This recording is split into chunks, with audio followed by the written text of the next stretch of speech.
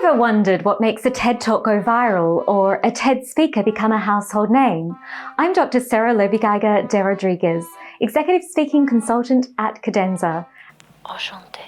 Today, if you're struggling to grasp why almost everyone knows Simon Sinek or Brené Brown, we've done the work for you.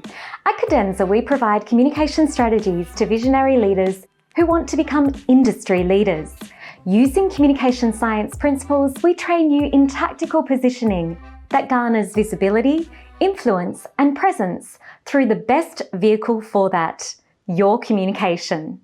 Today, in this episode, we'll take a satisfying look at the high-end TED Talks that extract magnetic attention, views, and social rank, and consider why. So, if you're feeling frustrated that someone with less expertise or insight than you commandeered the world stage, caught the public's attention globally, and even pivoted their entire career profile via a TED Talk, this episode will help you realize that influence and visibility come down to viable oratory tactics that all humans, including you, can improve on. I'm Dr. Sarah Lobigeiger de Rodriguez, an opera singer by heart and by trade a Machiavellian-style communication consultant that you're looking for if seeking to gain influence.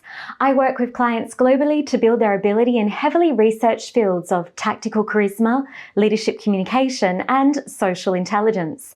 So if that sounds like something you're hungry to learn about, subscribe to this channel. It's your best playground for elite communication. For today's episode, we sourced the current top 3 TED Talks from the TED website. With these 3 talks, I undertook some communication analysis to prepare. Keep watching to uncover my findings of why the top 3 TED Talks achieved benchmark success. As you know, not all TED Talks hit the same. Some become household names. Over 11 years, it's common for me to hear the same public speakers mentioned, with a strong preference among my clients for names like Brené Brown, Simon Sinek, and even Amy Cuddy. Perhaps you've just started watching some TED Talks and are seeking some great recommendations. Or maybe you're preparing to deliver your own TED Talk. Just get better at presenting in the boardroom. Whatever it is, this episode will outline some definitive public speaking behaviors that establish audience connection, memorability, and, in some cases, viral reach. The first TED Talk was given in 1984, setting the trend for a new interest in the modern, robust talk economy that, 40 years later, shows no sign of relinquishing its grip on the public psyche. Let's uncover the top-ranking TED Talks and consider why, starting with position 3. Coming in at number 3 is Tim Urban's 2016 TED Talk, Inside the Mind of a Master Procrastinator. As one of the most read internet bloggers, Tim Urban is living evidence that expanding on writing skills pays off with exceptional speaking skills. While it may take some additional work to get the stage presence needed to be a viral public speaker, engaging writing will, more often than not, directly pop you closer to the slipstream of captivating speaking content. Tim can expand a text-based topic long form across a diverse ingredients list of human interest concepts, so it's nothing short of fascinating to see how revealing his ideas through a time-limited, spoken genre like a TED Talk went just as viral as his writing. At first glance, and after detailed analysis, here are some concrete speaking tools that Tim used to flex his oratory brilliance in the world's 3rd most popular TED Talk. Tim includes personal recounts of a common human pain point.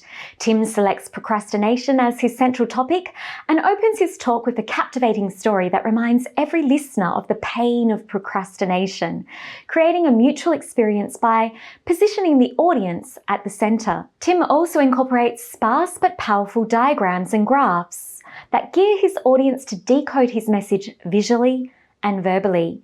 You might also catch the use of childlike infographics in place of MRIs to expand complex topics, thus making scientific concepts easily accessible to everyone. But perhaps Tim's greatest strength is the use of analogy and metaphors to heighten storytelling elements, especially with the key subjects of his talk becoming something like action figures.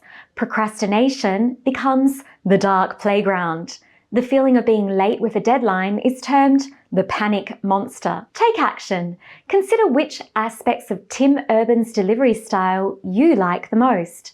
Then, if you could integrate one of his incredible skills into your speaking style and presentations, which would you choose?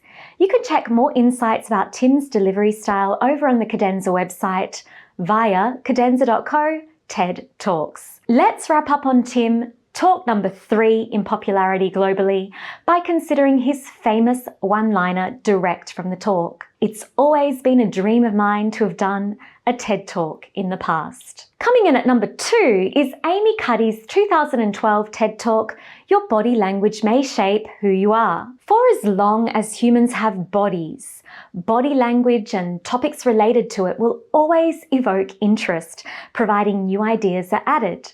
Social psychologist Dr. Amy Cuddy has an illustrious academic background, but interestingly, what stands out is winning an Excellence in Teaching award as a Harvard lecturer, an indicator that the ability to teach on your topic is one of the first steps to garnering influence as an industry leader. Despite her illustrious career path and 20+ years in academic research, Dr. Cuddy has successfully influenced both her peers and colleagues in psychology as much as the world in their living rooms.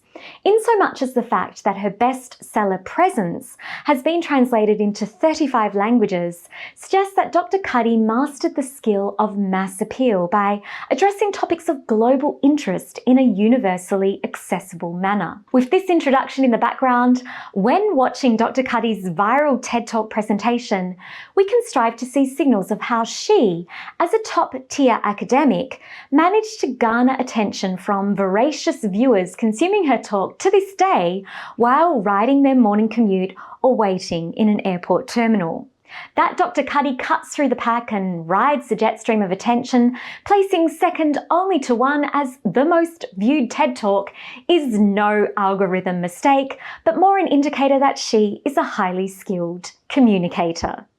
Here are some techniques that she put to potent use in her TED Talk that we can learn from. Dr. Amy opens for practical exercise and audit of your body, encouraging attention to her topic through the use of physical activity in the presentation. I also note the curation of well-chosen statistics to add credibility to the importance of her topic. She shows these stats early on to catch engagement. You might notice the use of a powerful, succinct elevator pitch to emphasize why we should listen to her discussion as the expert. She also reveals personal anecdotes and disclosure that reveals personal hardships, evoking emotional arousal from her audience. Amy's use of storytelling to detail research trials makes her academic insights more relevant and accessible.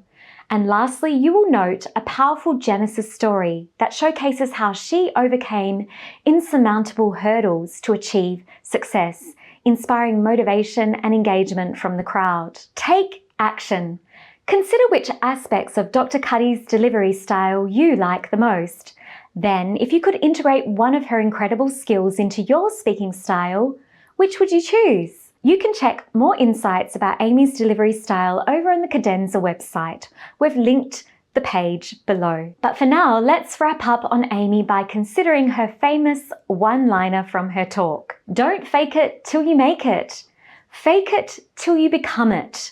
Do it enough until you actually become it and internalize. Coming in at number 1 as the most popular TED Talk of all time currently is Sir Ken Robinson's talk from 2006, Do Schools Kill Creativity? Sir Ken Robinson, 1950 to 2020, was no scholastic amateur. With a profound pedigree, published author, knighthood, professor emeritus, and even international advisor, he managed to find a way to present expert insights in a clear, precise, and even comical manner. From his interaction style, Sir Ken presented himself as an affable and witty conversationalist, focusing on human hook points rather than showcasing his credentials, teaching every viewer that you can know many things, but how you share your insights determines your impact and global reach. Brains are complex, and the higher the education you receive, the greater the risk that you will lose your relatability. Strive to be the everyman. It will benefit your relatability, likability, and influence more than dedicating effort to appear the smartest man. Here are some benchmark rhetorical devices that Sir Kevin incorporated into his TED Talk that potentially contributed to its viral success. Humour and witty repartee to set his audience at ease. The use of analogy to make topics easier to understand. Figurative language to create a sensory impact. And implementation of vocal intonation variation. Sir Ken also weaves in powerful quotes from famous personalities like Picasso, aligning his message along the world greats.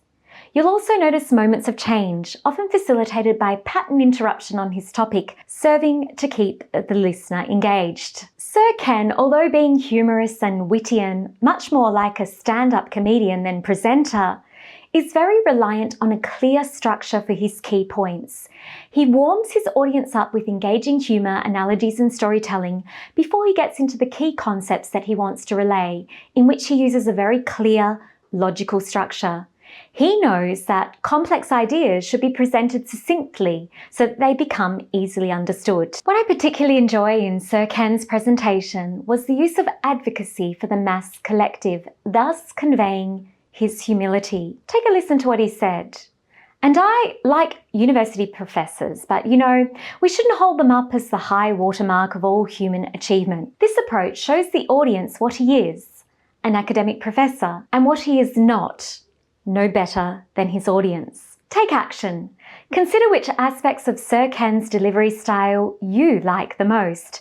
Then, if you could integrate one of his incredible skills into your speaking style and presentations, which would you choose? Let's wrap up on Sir Ken by considering his famous one-liner. Our education system has mined our minds in the way that we strip mine the earth for a particular commodity. And for the future, it won't serve us.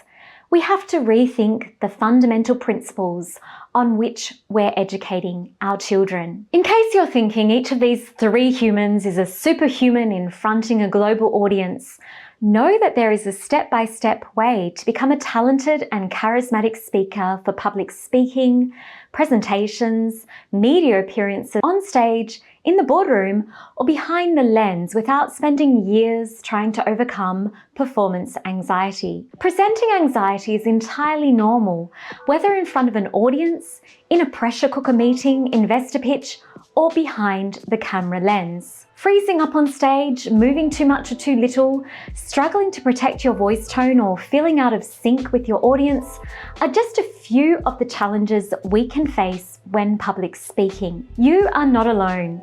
If you've ever wanted to set the perfect tone for your company with charismatic presentations, media appearances, and elegant speaking, but have already lost time searching for public speaking courses and feel little inclination to join a generic Toastmasters class, you should consider our high-performance communication services at Cadenza. I will train you in niche tactics you need to become a vocally influential speaker in a way that accelerates your brand and builds your industry visibility. Because the last thing you want is to be invited to speak for a huge and usually unexpected opportunity and not to be ready. Start this process with the High Performance Communication Audit.